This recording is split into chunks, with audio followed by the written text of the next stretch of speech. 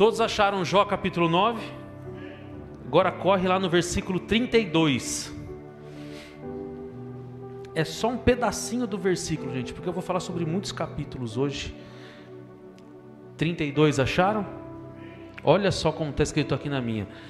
Porque ele não é homem como eu. Deixa eu ver aqui nessa versão. Porque ele não é homem como eu, a quem eu responda, vindo juntamente a juízo. Algumas Bíblias, como a minha, por exemplo, como essa online, às vezes tem alguns probleminhas de digitação.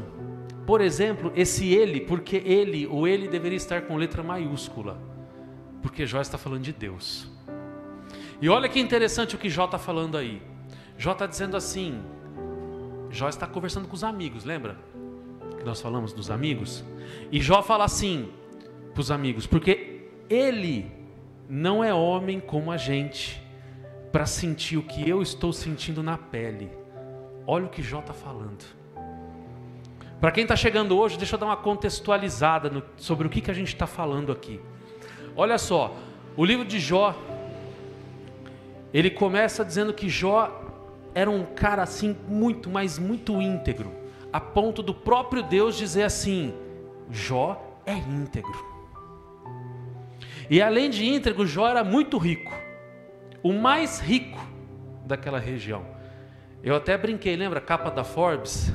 O mais rico de todos era o Jó da época, com camelos, ovelhas, servos, bois e assim por diante. E Jó tinha então uma condição financeira muito boa. E aí nós falamos sobre um diálogo, no mínimo, difícil de entender, que é Satanás se apresentando no céu, junto com os outros anjos perante Deus.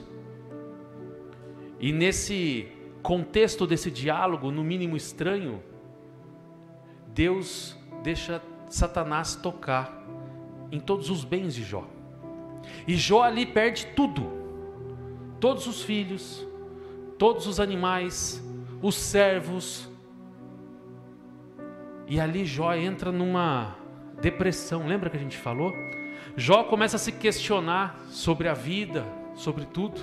E aquela tristeza. E aí não contente, lembra? Além de um diálogo, tem dois. Satanás vai de novo lá falar com Deus. E aí nesse segundo diálogo, Satanás fala assim, ele ainda te serve porque ele ainda tem saúde. Porque Satanás já tinha arrancado tudo. Deus falou, então toca, só não pode matar.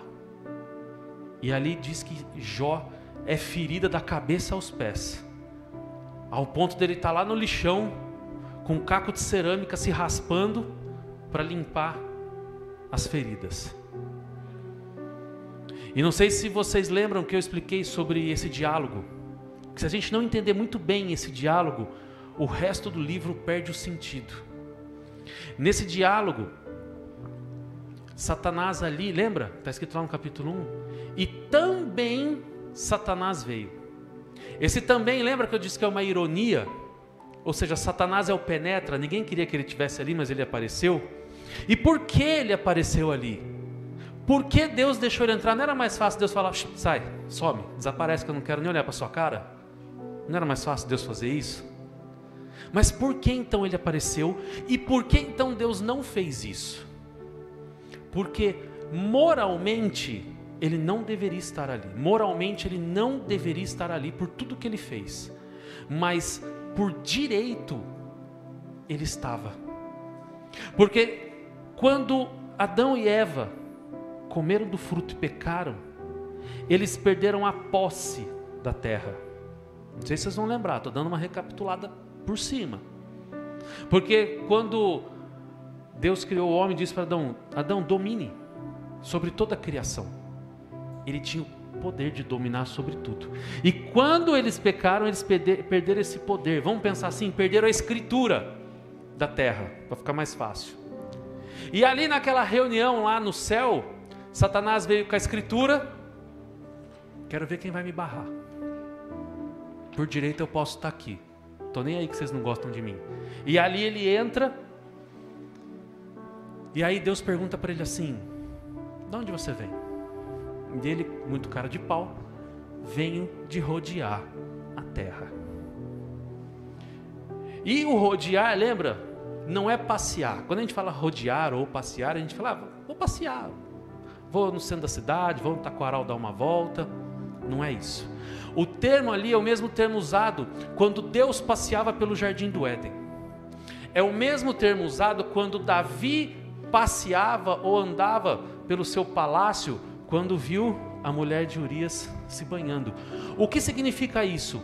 Significa que Deus, como o Criador de todas as coisas, andava pelo jardim olhando a sua criação. Deixa eu ver se está tudo em ordem aqui. Do mesmo jeito que Davi não estava passeando porque ele estava com insônia. Ele estava passeando, andando pelo castelo dele, pelo palácio, para ver se não tinha nenhuma rebelião, se os guardas estavam todos nas suas posições. Então não é um passear de passeio, né? É um vigiar. E ali então Satanás, quando responde aquilo para Deus, ele está dizendo assim: eu estava lá na terra andando, vendo o que é meu, de direito. Está vendo a escritura? Aí quando ele fala assim, é de direito meu, Deus responde: mas e o meu servo Jó? Você viu ele? Satanás quis dar uma cutucada, Deus deu uma bofetada na cara dele. E o meu servo Jó? Aí Satanás responde: ele só é fiel porque o Senhor abençoa ele muito. Ah, é? Arranca tudo. Você vai ver que ele vai continuar fiel. Até aqui tudo bem? Todo mundo entendeu como é que começou esse livro? E depois disso chegaram os amigos de Jó, que a gente às vezes chama assim, amigos da onça, sabe? Mas que no fundo, ali houve um diálogo, eles discutiram, Jó se abriu, Jó falou. E às vezes para uma pessoa depressiva, a própria psicanálise fala, uma pessoa depressiva, o falar, o se abrir, ajuda muito. Então por mais que eles estivessem dando uma cutucada em Jó, teve um lado positivo da história, que ele pôde falar, verbalizar algo. A mulher de Jó, que a gente brinca, né? Uma mulher dessa não precisa de inimigo, né? Amaldiçoa esse Deus e morre. Mas se a gente olha, a gente pode olhar por essa conotação também. Mas eu falei isso. Vocês podem pensar, por exemplo, você, como uma pessoa que você ama do seu lado, num estado vegetativo, e você parar e pensar, Senhor, se morrer vai descansar, né? Quem nunca teve um parente doente, muito doente, que quando morreu você, descansou. É a mesma coisa, gente. É uma mulher vendo o marido ali num estado deplorável. Então se ele morresse, qual o sentimento dela? Descansou. E olha que interessante, em todo aquele diálogo entre os amigos de Jó e ele, os amigos, lembra? O legalista, você deve ter um pecado escondido, não é possível que você está sofrendo desse jeito e você não fez nada. Jó, você é um cara de pau, como é que você está passando por tudo isso e você tem a coragem de falar que você é íntegro, que você não fez nada? E nesse diálogo, Jó em algum momento, lá no capítulo 9, 32, como a gente leu, ele já começa, por mais íntegro que ele era, lá no fundo ele já começa a duvidar. Se está todo mundo falando que eu fiz alguma coisa de errado, eu devo ter feito mesmo. Sabe assim, você acha que você está certo, mas de repente um monte de gente fala, não, você está errado, você está errado, você está errado. Você já começa a perguntar, acho que eu estou errado mesmo, né? E nesse momento Jó começa a se questionar um pouco sobre isso, e ele começa a filosofar, vamos dizer assim. Ele começa a filosofar sobre a brevidade da vida, sobre as questões da vida, o que vale a pena ou não, o que tem valor ou não. E ali dentro de alguns capítulos, depois gente leia o livro inteiro de Jó, do 1 ao 42, para vocês pegarem os detalhes, vai ser muito bacana. Ele começa a filosofar sobre essas coisas, e ele começa a questionar Deus em algumas coisas. Porque lembra que eu expliquei que naquela época, olha só gente, naquela época eles pensavam assim, se está na prova, é porque está em pecado. Quem pensa assim até hoje? 3.000 anos depois. Você vê um crente passando uma prova, você fala, deve ter pecado. Tem algum pecado escondido aí para ele estar passando por isso. E no caso aqui não, se o próprio Deus disse que ele era íntegro, quem somos nós? Ou quem eram esses 3 amigos para vir enfiar o dedo na cara de Jó e falar, confessa aí, o que você está aprontando? Porque eles chamaram Jó de soberbo, eles chamaram Jó de prepotente. Olha o que eles tiveram coragem de falar para Jó. Jó, você é um cara que aconselha pessoas que passam por dificuldade. Jó acho que era um coach da época. E agora você que está numa dificuldade, você não quer dar o braço a torcer que tem alguma coisa errada? Vocês conseguem se colocar no lugar de Jó? Se colocar no lugar de Jó às vezes é fácil, né? É interessante isso. E dentro desse contexto, eles começam a fazer algumas perguntas interessantes. Olha o que eles começam a conversar ali. Por que parece que nada acontece com os ímpios? Quem aqui nunca parou e pensou assim, eu trabalho tanto, sou honesto, não roubo ninguém, e estou sempre na dificuldade, e o fulano que faz tudo errado, está aparecendo de carro zero, casa nova, viajando para não sei onde. Quem nunca pensou assim em algum momento da vida? Quem em algum momento da vida nunca teve uma invejazinha, assim um pouquinho, da vida assim de uma pessoa que não está no caminho do Senhor, mas parece que a vida da pessoa é um mar de rosas? Eles começam a filosofar sobre isso.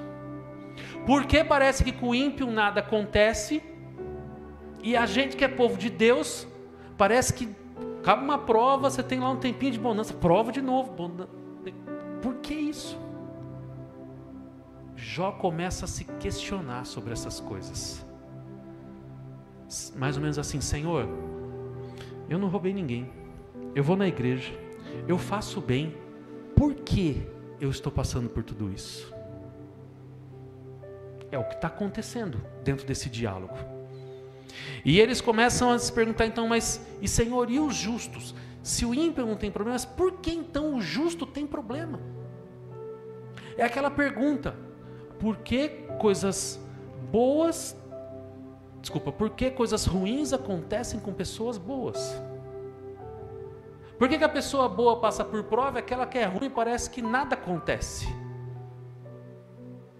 Tem diz assim, né? Diz que vaso ruim não quebra, né? É mais ou menos nessa linha aí. Todo mundo se pergunta isso. E eu fico feliz porque, olha só, Deus fala que Jó é íntegro. E Jó estava pensando coisas que nós também pensamos.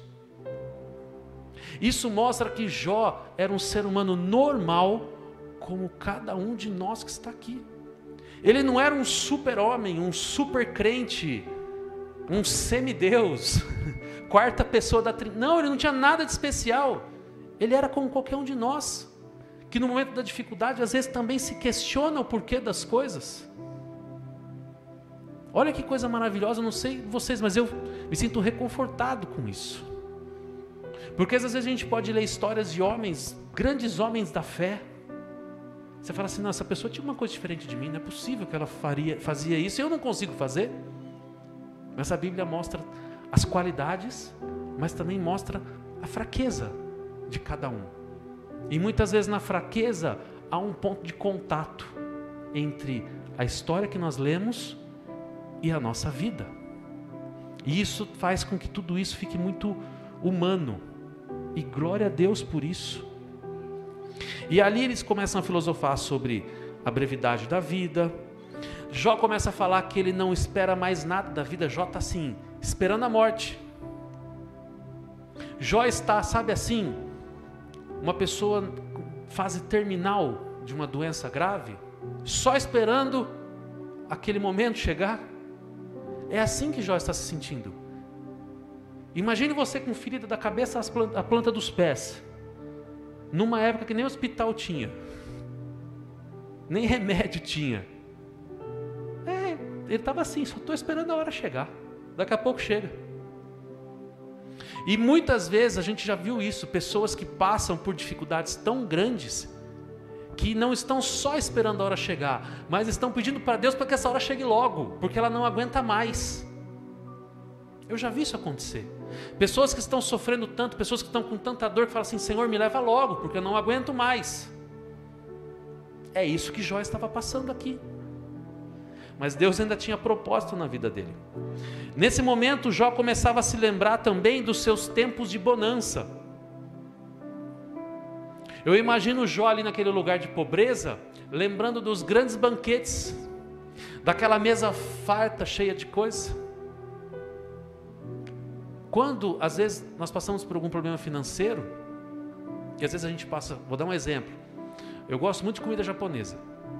A comida japonesa não é um jantar barato, certo? Ultimamente anda ficando muito caro, inclusive. Imagina você está sem dinheiro, aí você passa em frente ao restaurante japonês, você sente até aquele cheiro, aí você lembra que você não tem R$1 na conta. Bate até aquela lombriga. E Jó começa a se lembrar, no momento que ele não tinha nada, dos grandes banquetes e festas e da vida de bonança que ele levava.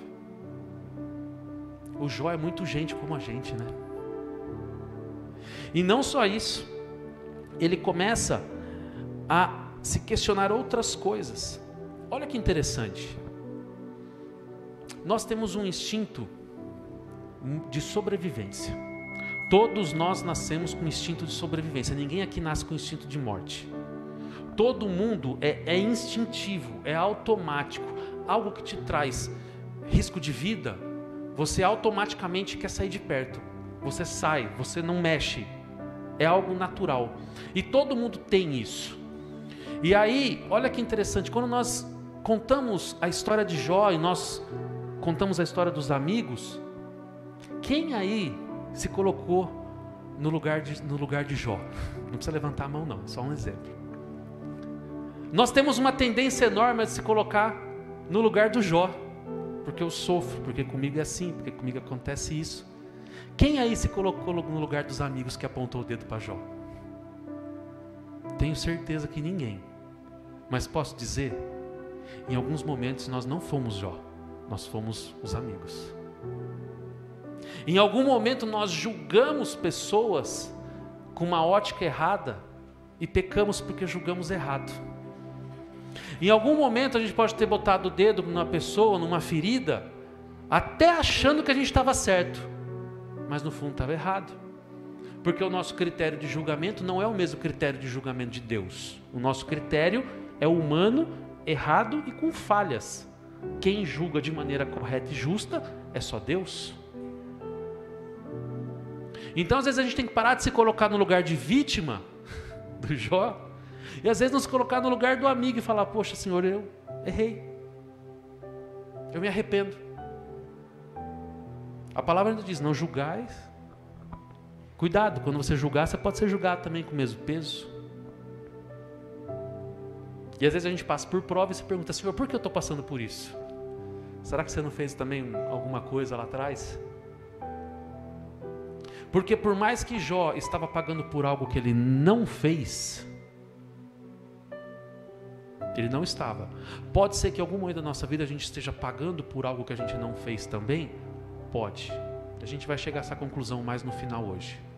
Mas pode ser também, eu não posso tirar o mérito ou a responsabilidade de que tudo que se planta colhe. Que se você plantar o mal, você vai colher mal. Que se você plantar coisas ruins contra as pessoas, provavelmente você vai colher coisas ruins. Então uma coisa é uma coisa, outra coisa é outra coisa. Não é porque o Jó foi injustiçado que a partir de agora todo mundo é injustiçado também. Saibam, às vezes você pode estar colhendo algo do que você já plantou lá atrás. Então não vamos misturar as coisas, senão a gente vai chegar em um lugar diferente nessa história. E dentro desse instinto de sobrevivência, nós muitas vezes acreditamos que quem está numa dificuldade financeira, por exemplo, como Jó, é uma pessoa que não é abençoada por Deus. Deixa eu te dizer uma coisa muito importante, que você leve isso para o resto da sua vida. Nem todo mundo que chegou no topo foi Deus que levou ele para lá. Não foi. Nem todo mundo que chegou em lugares altos foi Deus que levou. Muitas vezes Satanás também leva pessoas lá para cima. E a gente tem uma tendência enorme de ser os amigos de Jó e olhar aquela pessoa lá em cima e achar que é Deus abençoando, que ela é uma pessoa super abençoada, e aquela pessoa humilde achar que ela não é abençoada. E isso é o papel dos amigos de Jó e não de Jó. Quem nunca pensou dessa maneira? Errada. O bom é que você entender que é errado, que você começa a pensar diferente. Agora, vou dar um exemplo para você. A pessoa está num deserto, mas um deserto, falta tudo, falta água, falta comida, falta tudo num deserto. Deserto não tem nada, gente, a não ser areia. Areia e sol escaldante. Jesus fez alguma coisa de errado? Não. Então por que o próprio Espírito Santo levou ele no deserto para ser tentado? Se Jesus não fez nada, então ele não tinha que ter ido para o deserto, tinha que ter ido para o trono. E não para o deserto. Entendem como nós temos conceitos muitas vezes errados? Senhor, eu estou num deserto, estou numa prova, Senhor. Qual é o meu pecado, Senhor? Eu não estou... Às vezes não, às vezes é só Deus querendo te ensinar alguma coisa. Você já pensou nisso? É Deus às vezes querendo te ensinar algo. É Deus às vezes querendo provar a sua fé. Porque é muito fácil a gente falar que tem fé quando tudo está bom. Ó, maravilha. Dinheiro no bolso, casa bonita, carro novo, emprego bom. Muito fácil falar que eu sou um homem de fé. A gente mostra quando a gente tem fé, quando a gente não tem essas coisas. Quando Deus pega assim, ó, espreme. Até sair a última gota. Igual ele fez com Jó. Pode arrancar tudo. Arrancou tudo, arrancou tudo. Tá comigo? Tá. Posso mexer na saúde? Pode. Só não mata, mas pode. Perdeu. Gente, Jó não tinha mais nada. A gente às vezes brinca, né? Ah, não estou bem, está difícil, eu não mas estou com saúde, vou levantar, vou trabalhar. O importante é ter saúde, certo? E quando você não tem nada, ainda perde a saúde. O que você faz? Esse livro, gente, ele é muito forte. É interessante que você vê que Jesus foi levado no deserto pelo próprio Deus para ser provado. Mas enfim, passando essa história do diálogo, vamos andando. Já andei uns 15 capítulos aqui só nessa conversa. Jó começa então a questionar Deus. Ele passa a questionar Deus. E aí ele começa a questionar Deus. Ele começa então a falar para Deus algumas coisas não tão legais, como por exemplo nós lemos aqui. Ele não sabe o que eu estou sentindo na pele. Deus não é homem para entender o que dói uma doença de pele. Deus não é homem suficiente não, ele não é homem de carne para entender a morte de um filho. Jesus não tinha vindo ainda, ok? Vamos lá. E Jó então começa a questionar isso. Deus só permite que isso aconteça comigo porque ele não sabe o quanto dói o que eu estou passando. E ele começa a questionar desse jeito. Porque eles entendem que Deus muitas vezes trabalha no coletivo. O que é um erro. Deus não trabalha só no coletivo.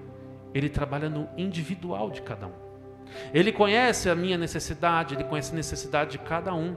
Ele conhece a dor de cada um. Ele conhece a lágrima que você derrama no seu travesseiro antes de dormir. Mesmo que você não fale uma palavra, Ele sabe tudo que aquela lágrima representa. Tudo. sem uma palavra. Antes daquela lágrima cair, ele já sabe o que aquela lágrima representa. Porque ele trabalha no individual, não na massa. Então, saiba, Deus está trabalhando na sua vida. Eu não sei o que você está passando. Você pode estar passando um momento de bonança, glória a Deus por isso. Você pode estar passando um momento de deserto, dê glória a Deus por isso, porque é Deus no individual trabalhando com a sua fé. E ali muitas coisas começam a acontecer. E às vezes nós caímos em outro erro. Esse erro aqui é clássico. Às vezes nós damos importância tão grande para a nossa vida, que a gente fala assim: Deus nunca vai fazer isso comigo. Quem já pensou assim? Morre não sei quantas pessoas por câncer por ano. Morre não sei quantas pessoas de acidente de carro por ano. Morre não sei... Não, comigo não. Nunca vai cair em mim. Engano seu. Comigo nunca vai acontecer. Deixa eu falar uma coisa para vocês. Os planos de Deus são maiores do que os nossos planos.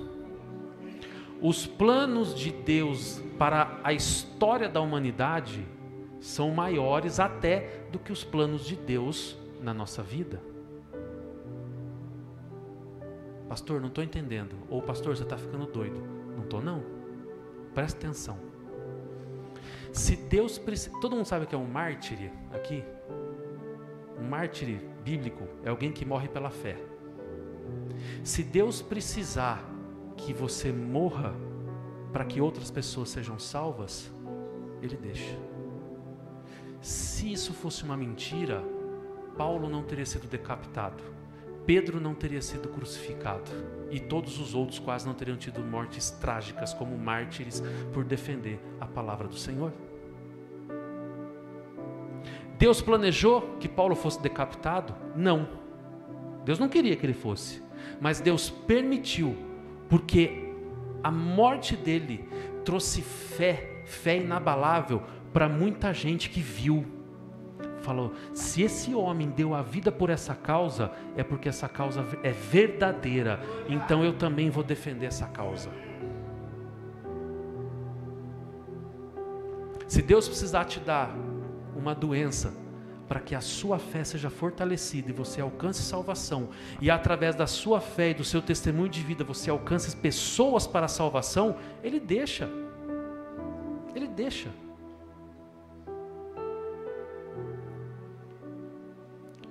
Jó merecia? Não. Por que ele passou então?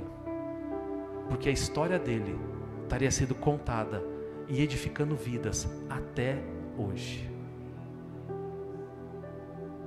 E o galardão ele recebeu no final. O bom é que todo mundo sabe o final da história, né? O final é feliz, glória a Deus. Mas Jó não sabia, né, enquanto estava passando. É igual a gente está na prova hoje, mas a gente não sabe o final da história, né? Jó estava nessa mesma situação. É muito fácil a gente falar quando a gente já sabe que no final vai ser uma bênção. E o interessante de tudo isso é, no final da história, Deus vem ter uma conversa com Jó. Jó faz uns questionamentos fortes e Deus vem ter uma conversa com ele. E eu vou pedir licença para contar uma história, uma poesia, para a gente ilustrar um pouco melhor esse diálogo, para ficar mais didático. A palavra do Senhor diz que Deus apareceu para Jó como num redemoinho. Redemoinho, gente, não é aquele tufão de vento gigantesco que às vezes a gente vê na TV, que arrasa a cidade. Não, tufão, sabe o que é? Redemoinho, sabe o que é? Sabe quando a gente vê assim no meio do mato, aquele ventinho faz assim, levanta um pouco de poeira e passa? Tipo, não é nada demais? É isso aqui. Dentro de um contexto da época, presta atenção, coisas que aconteceram muito perto dessa época, dentro da mesma época da história. Fogo caiu do céu e destruiu Sodoma e Gomorra. Um pouco mais para frente, o Mar Vermelho se abriu. Fogo caía do céu, Nuvem. Então, as pessoas daquela época estavam acostumadas com manifestações de Deus assim, grandiosas. Grandiosas. E de repente Deus vem num vento, um ventinho que passa. Quando Jó começa a questionar Deus, se você ler o texto, os capítulos com muita atenção, você percebe que na verdade ele quer o quê? Morrer. Já estou daquele jeito, só esperando a morte chegar. Vou dar uma afrontada em Deus, ele manda, sei lá, um fogo do céu, me mata, acabou. Jó estava procurando a morte, por isso ele afrontou Deus. Só que Deus, em vez de vir com fogo do céu para matar ele, veio num ventinho. E agora eu vou contar então, vou pedir uma licença poética para contar uma história, uma ilustração. Imagine uma coisa bem irônica, porque esse redemoinho era uma ironia. Você estava esperando carruagens de fogo, fogo do céu, o mar se abrindo e vem lá um ventinho. Imagine você, uma pessoa muito grande, andando numa motinho muito pequenininha. Sabe aquelas motinhas de criança? Menor que uma Honda Bis? Imagine alguém muito grande, tipo Deus assim, gigantesco, andando numa motinha daquela. Não é uma cena estranha? Foi mais ou menos o que Jó olhou. Ele esperava fogo do céu e veio um ventinho. Aí, imagine Deus todo grandão, vem nessa motinha de criança e fala assim: Jó, monta aí na garupa que eu vou te levar para dar uma volta. Não, monta que eu vou te levar para dar uma volta. E Jó monta na garupa e sai lá Deus com a motinha dele. Aí Deus começa a passear por toda a terra, por todo o universo, por toda a criação. E fala assim: tá vendo, Jó? Tá vendo? Eu criei tudo isso. Tá vendo as estrelas? Olha as estrelas, não tem nada segurando. E elas não caem. Tá vendo o planeta? Ele está flutuando no meio do vácuo, do nada. Ele não cai. Tá vendo a órbita de todas as coisas?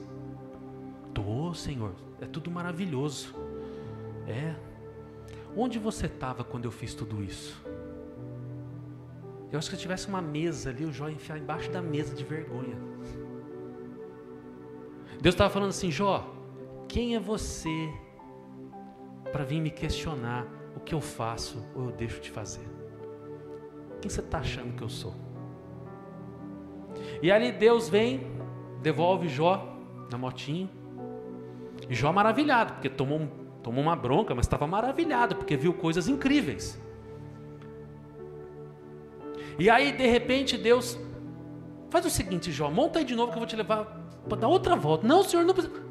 Monta que eu quero te mostrar mais uma coisa. E ele sai na segunda viagem com Jó.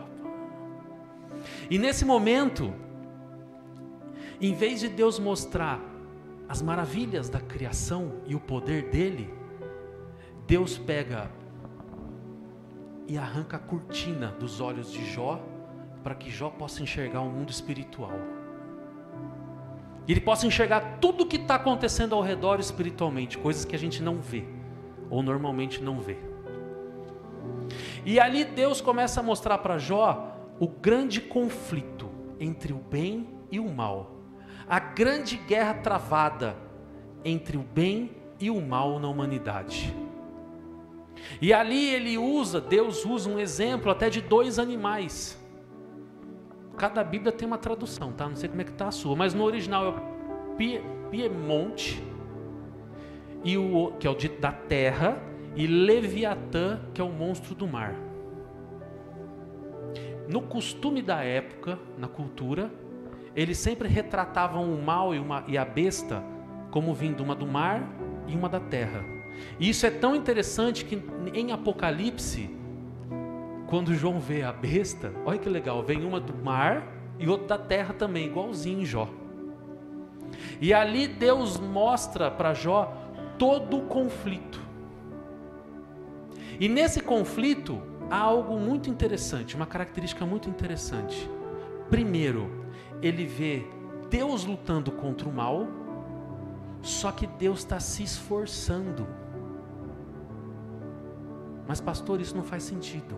Faz sim.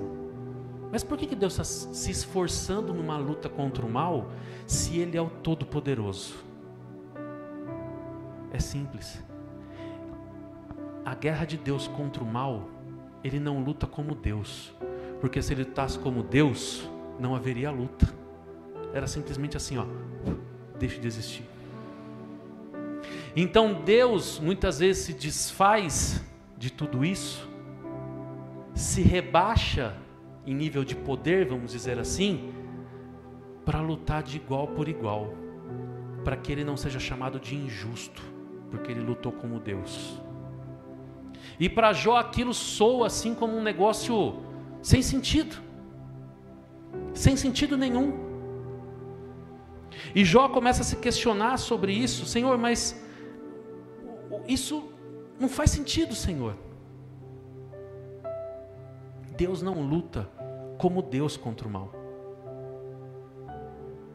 Deus luta com atributos: amor, caráter, justiça contra o mal. E em todo esse conflito entre o bem e o mal, está a gente no meio dessa guerra. Um puxa de lá, outro puxa de cá. Um puxa de lá, outro puxa de cá. E a gente ali no meio. E no final de toda essa história,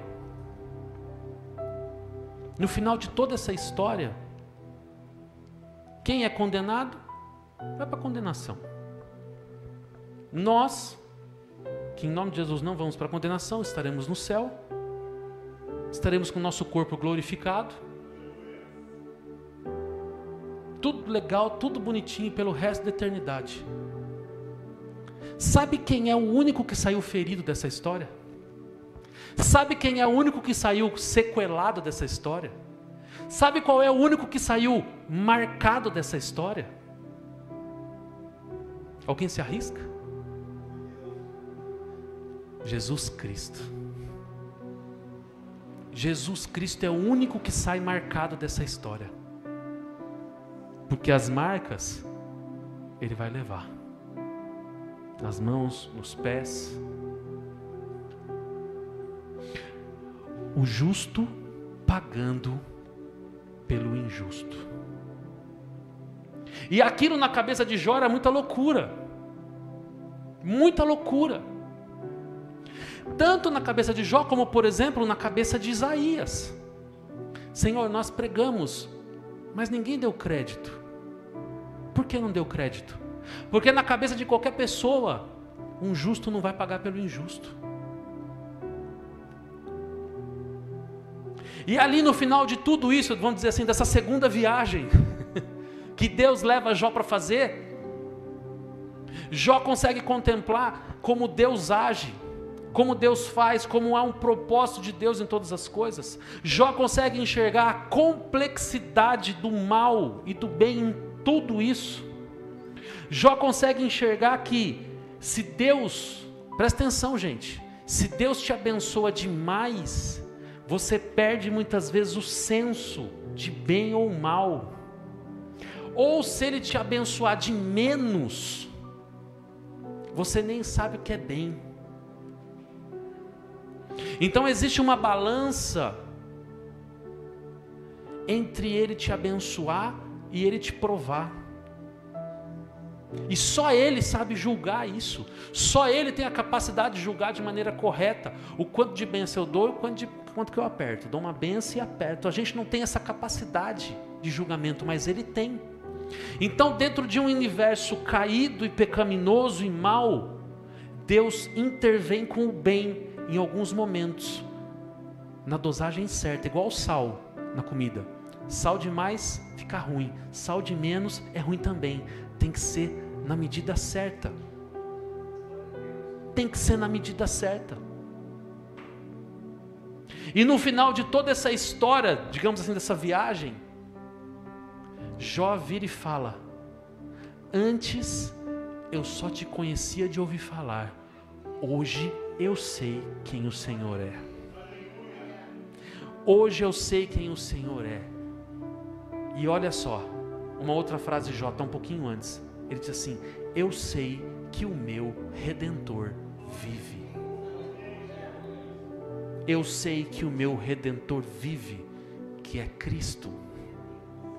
Ele viu em visão o justo na cruz pagando pelos injustos, que é o que nós vamos celebrar daqui a pouco. Nós vamos trazer hoje aqui a ceia é um memorial do dia que o justo pagou pelos injustos. A salvação sempre veio através de Cristo, a salvação sempre foi através de Cristo. A diferença é que hoje nós estamos depois dele, então a salvação vem através de crer que ele era o nosso Redentor, que ele foi o nosso Redentor e que ele morreu no nosso lugar.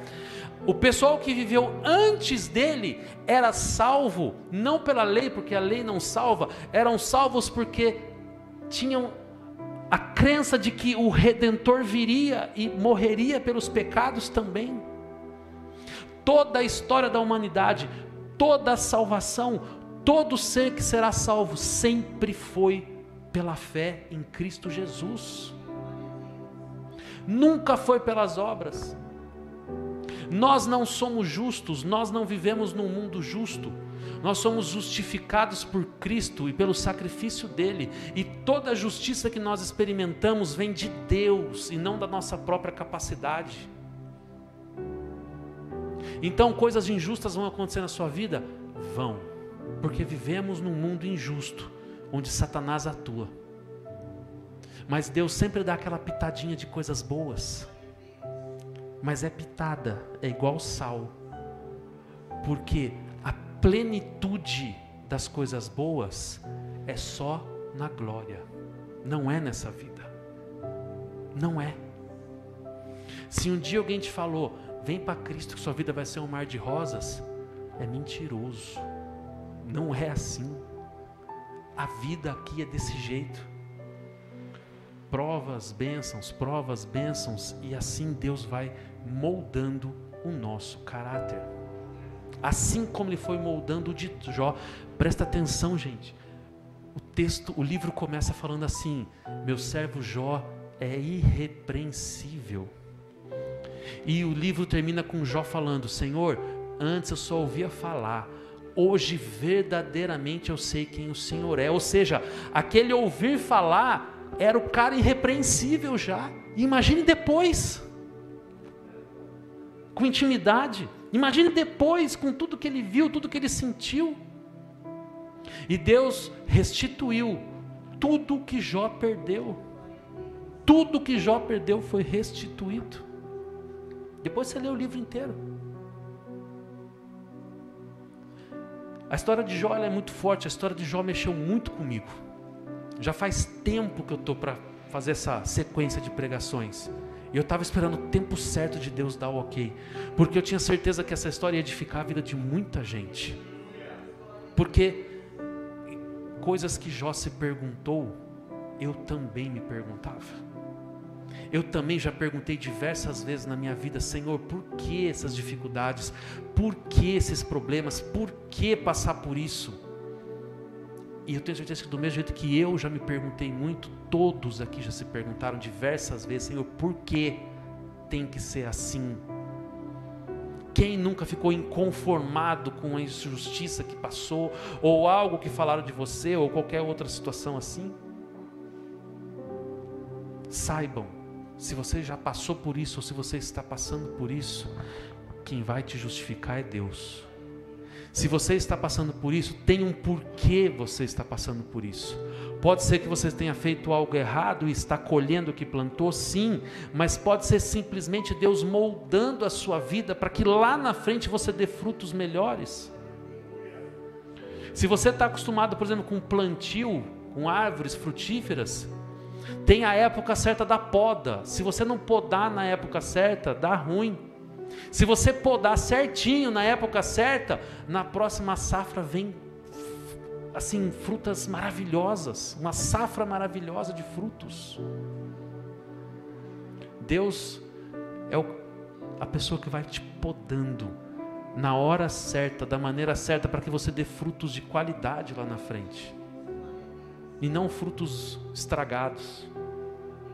Ou pior ainda, às vezes você é uma árvore frutífera que não dá fruta. Aí eu te pergunto, uma árvore frutífera que não dá fruta serve para quê? Nada. Nada. O que Jesus fez com a figueira que não dava figo? Amaldiçoou. Morra, não serve para nada. Está aí ocupando espaço, não dá uma fruta. Morre logo, a gente planta outra figueira aí que dê fruto para a gente.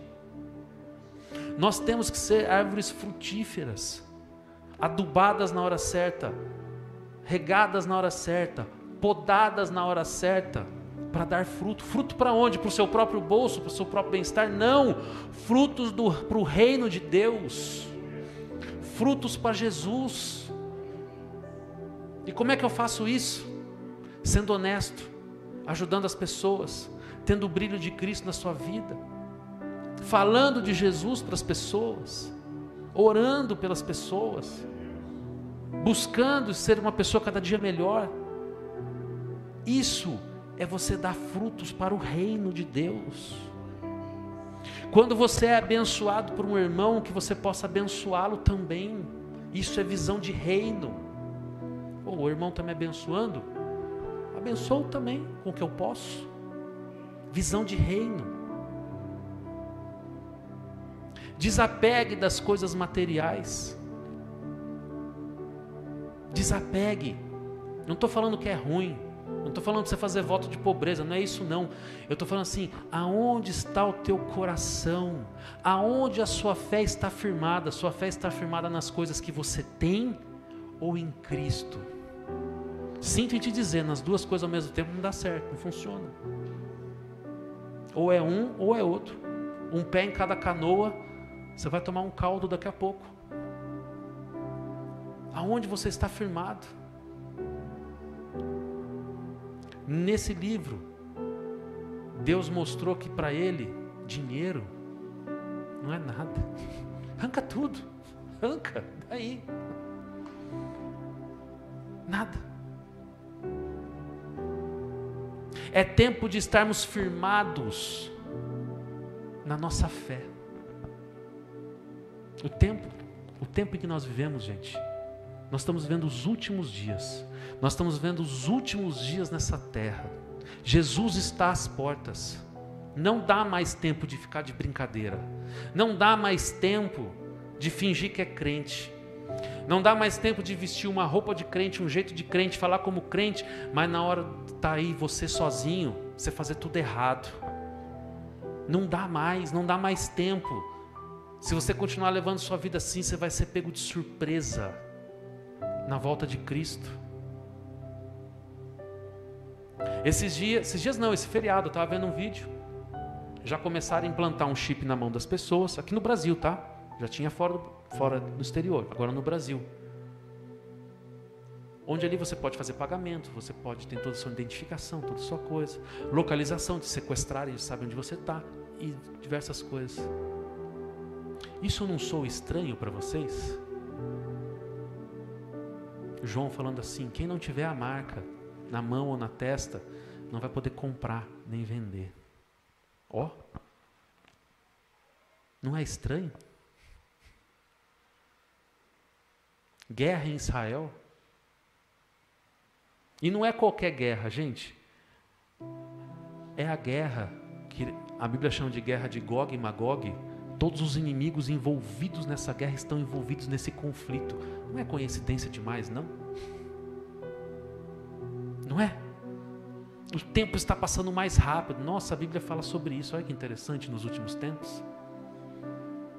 Haveria sinais nos céus. Olha, gente, é lua de sangue, é lua de não sei o que, é mancha solar, é mais não sei o que. Agora a lua está ficando vermelha porque está enferrujando. Meu Deus, quanta coincidência no mesmo tempo, né? Que coisa. E tem gente que fala que Jesus não está voltando, não. Vou te dizer uma coisa, capaz dele ter saído de lá já, está no trajeto. Daqui a pouco ele encosta aí. É tempo de viver o Evangelho. Conheço pessoas que estão na igreja há muitos anos, mas não vivem o Evangelho. Se você está na igreja hoje e sua vida é exatamente igual era antes, não mudou nada, reveja os seus conceitos. Reveja, porque tem alguma coisa errada acontecendo. Porque aonde Jesus entra, muda. Nada fica igual.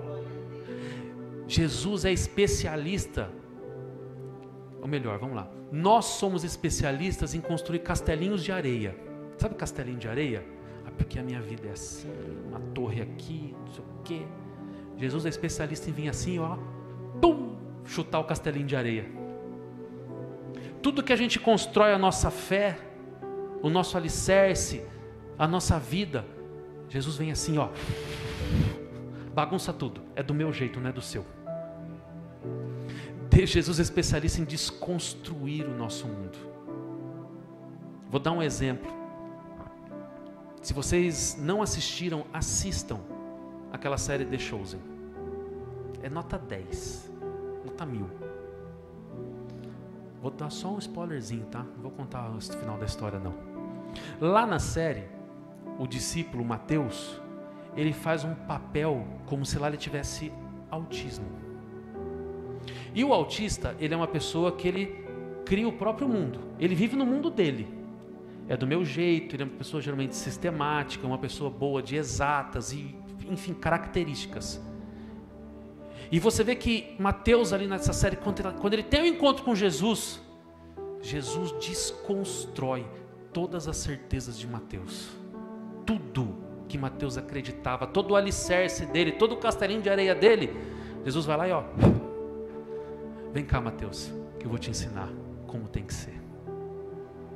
Eu estou usando isso como exemplo, mas com a nossa vida também é assim.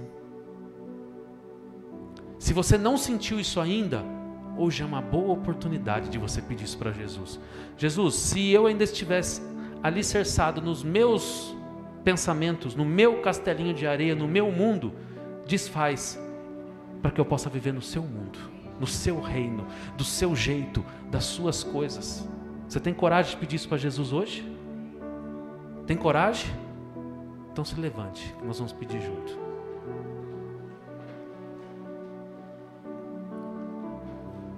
Faz um fundinho pra gente aí.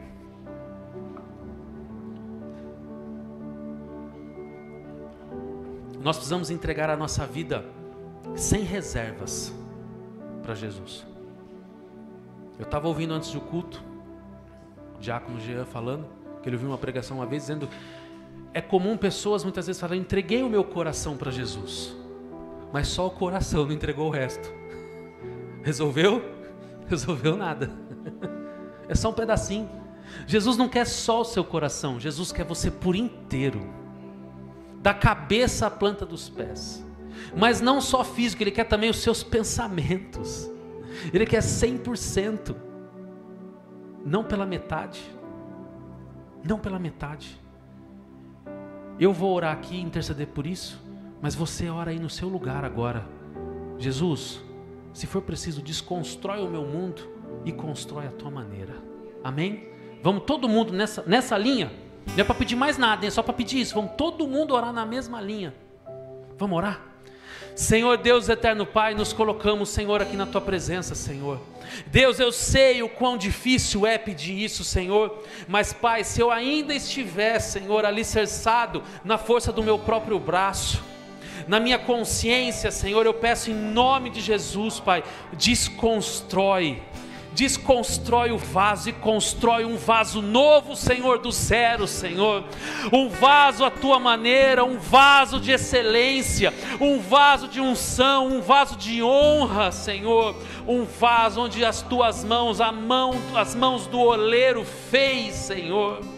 E Deus, eu peço em nome de Jesus que o Senhor possa fazer isso na vida de todos aqui hoje, Senhor, todos que estão online, Senhor, até onde essa mensagem chegar, Senhor, que o Senhor venha fazer tudo novo, Senhor, que nós estejamos alicerçados 100% em Ti, Jesus, e nada mais.